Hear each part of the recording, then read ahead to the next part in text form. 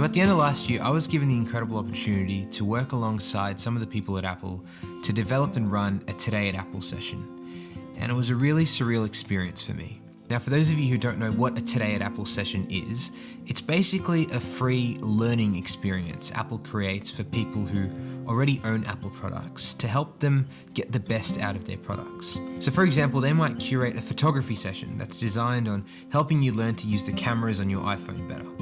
And I think each session goes for around an hour and a bit, and it's made up of 3 sections. So there's an inspirational segment where they show you great work from a photographer or something, and then show you his philosophy behind it.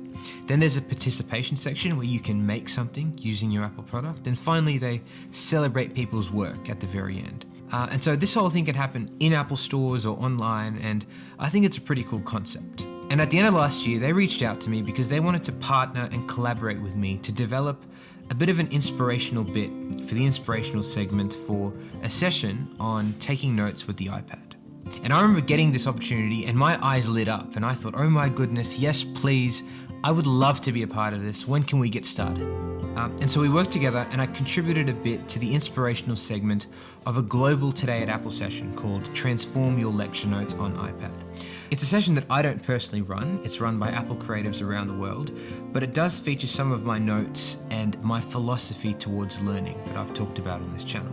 And if I'm thinking correctly, I do think that session will run a couple more times in the upcoming years. Now, separate to that global Today at Apple session, which I do not run, I got the opportunity to run a one-off Today at Apple session at the local Sydney Apple store where I got to shape what the session would look like. And so I worked with some of the Apple creatives in Sydney, Australia, and we worked together developing a vision, bit of a presentation, and I showed up on the day and I basically got the chance to give the story that I've been telling on my channel for the past couple of years of owning your learning to a wider audience on an even more bigger platform. And it was a very new experience for me, and I was so grateful for that opportunity to tell my story to a new group of people on a wider platform, as I said. And I remember sharing the announcement post of me running this session, and I think it was in January this year, and I posted it on my social media, and I got an incredibly overwhelming positive response.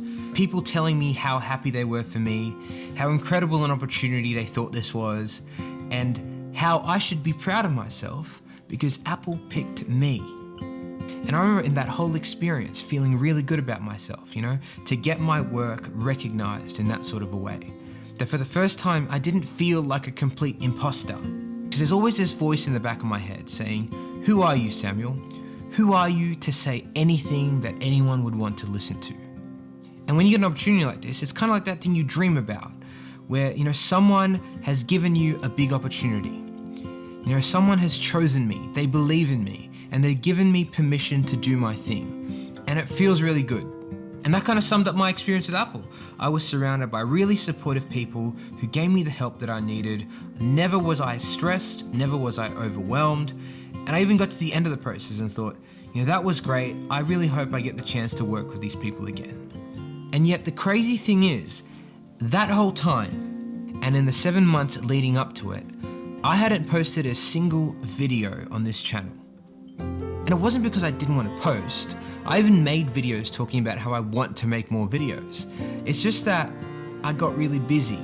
When I say I was busy doing important things, like doing good things, like doing my university work, assignments, exams, studying. And outside of that, I was getting a plethora of opportunities of interesting projects to work on. I was helping out at my university where I have a job to help them make better curriculum. I was doing videography projects for clients who wanted me to make videos for them.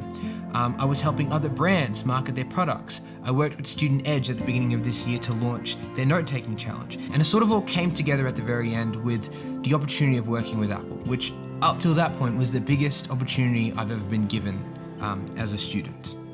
And what's great? Because when you're chosen to do a job, when someone looks at your resume or the work you've done in the past and says, we think you're good enough, we want you, and we want you to do this, it feels really good. It feels safe. And I guess in the midst of all this, I kind of just let YouTube fall behind and neglected it. And I'll be honest, I didn't really feel too bad about myself because I didn't feel like I was doing anything wrong. In fact, I felt like I was doing exactly what I needed to do. I was showing up to university as a student and doing my job. I was showing up to work and doing my job. I was working with Apple and I did my job.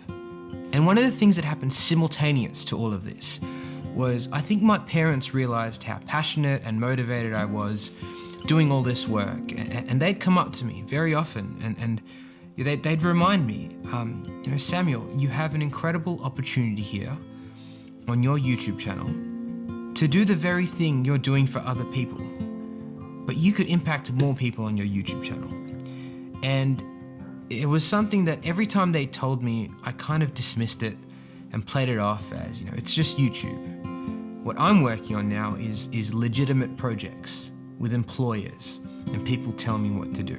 And I think the reason I'm drawn to that kind of a perspective is because as someone who's in his final year of university and is yet to work out the specific job description or career path he wants to follow, I think I just like to keep myself busy and occupied with assignments, projects, work, so that I don't really have to deal with that now, so that I can push back the decisions that need to be made to some other time. But what's really interesting was a couple weeks into this current semester of university that I'm in, and I think this was around the beginning of April, for the first time in like 10 months, I actually wasn't busy for once.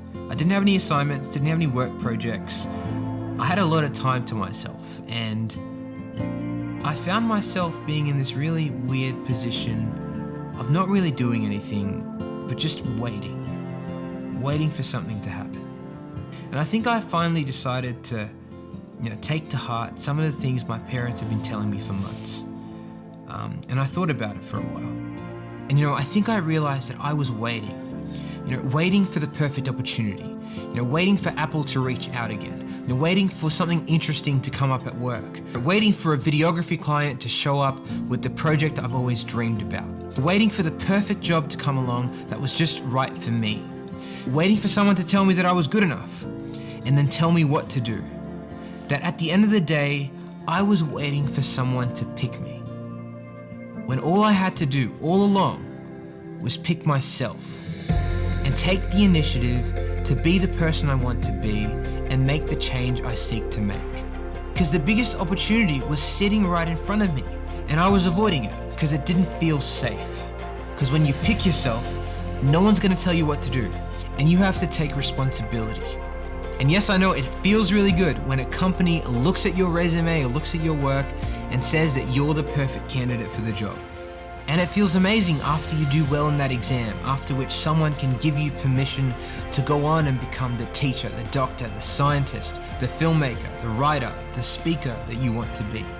And yes, these systems exist for a purpose, but it's so easy to sit back and wait for someone else to give us the permission to be the person we want to be. When all you need to do is pick yourself and be that person today. And it doesn't necessarily have to be a YouTube channel or a blog or a book or a stage. This is for anyone. You can just be a young student in school, and you can start by making a difference amongst your friends and your family.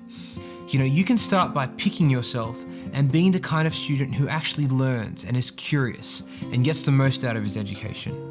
Or if you have a job, this week when you go into your work meeting, you can choose to be the kind of person who doesn't just show up to fulfill his job description, but shows up with the intent of making a meaningful contribution to the group.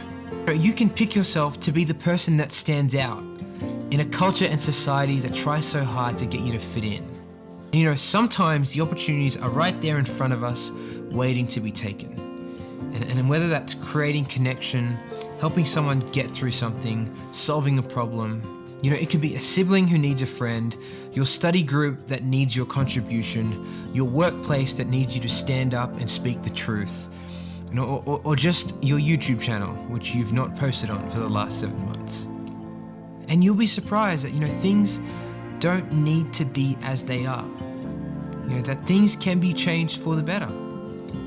And all you need to do is stop waiting and pick yourself.